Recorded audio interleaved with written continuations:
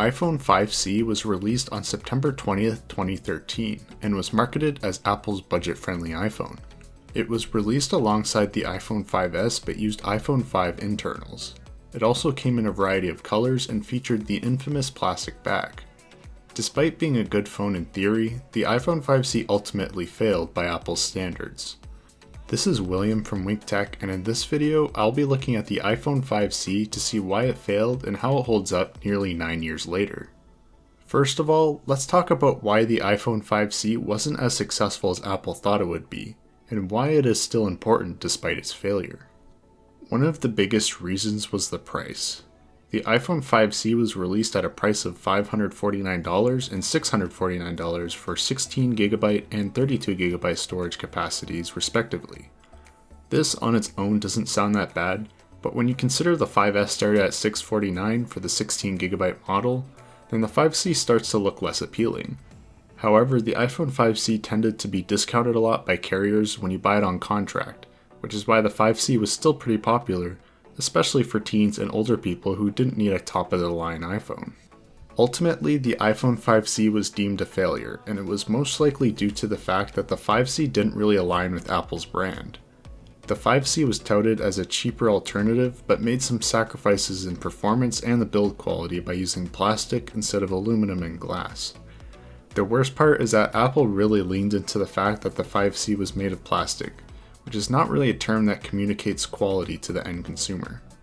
Although the 5C still sold relatively well, it was only because of the iPhone brand.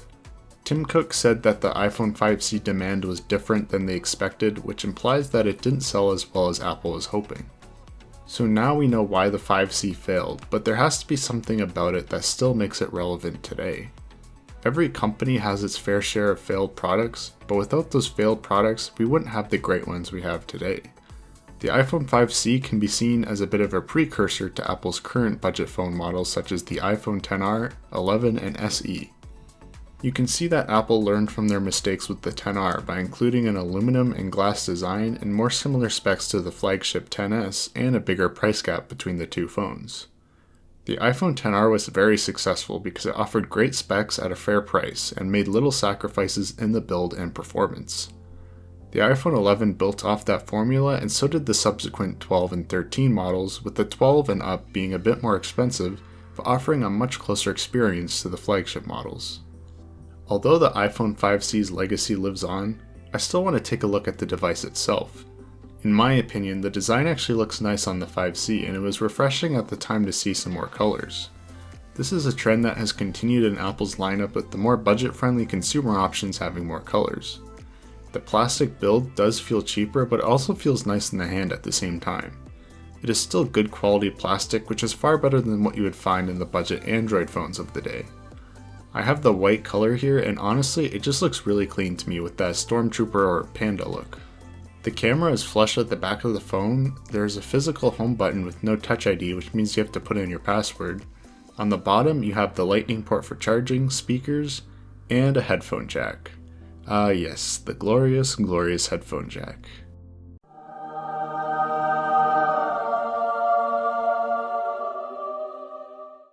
The screen is a 4-inch Retina, so nothing special, but still looks pretty decent considering how small it is. Taking a look at the specs, the iPhone 5C features Apple's A6 chipset, 1GB of RAM, and a 1510 mAh battery. The A6 chip wasn't terrible, but the A7 chip on the 5S was significantly faster. The iPhone 5C is able to run up to iOS 10.3.3, while the 5S can run up to 12.5.5, which is quite impressive. The performance on iOS 10 is not terrible, but not great either. It's quite slow going around the UI, but it's not painfully slow, and I'm pretty forgiving considering this is a 9-year-old budget iPhone. Apps like Apple Music and iMessage still work perfectly fine, and I can see this device being used as an MP3 player as it has a headphone jack and Apple Music or other music streaming apps. Next, let's take a look at the camera. The camera is as you would expect, not great. It has an 8 megapixel sensor and is capable of 1080p video up to 30 FPS. If you have really good lighting, you can get a decent shot, but anything less and it just falls apart. Anything with medium to low light just looks very noisy. Video doesn't look good at all, but I wasn't expecting much out of this camera anyway.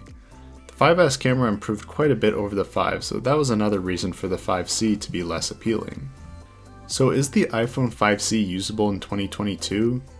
Not at all, unless you're using it for very basic tasks such as sending messages or playing music. Do I think it was influential? Absolutely. In my opinion, the iPhone 5C was a necessary step in the evolution of the iPhone, and making it more accessible to the masses. Even though it was executed poorly and perhaps came at the wrong time, the iPhone 5C still brought something different to the Apple lineup, and you can see some of those principles still used today, but executed in the right way. Well, I think that's about it for this retrospective on the iPhone 5C. Let me know in the comments below what your thoughts are on the 5C and whether or not you think Apple should continue to embrace budget iPhones like the SE. If you enjoyed this video, please leave a like and consider subscribing for more content just like this. Anyway, this has been William from WinkTech, and I'll see you in the next video.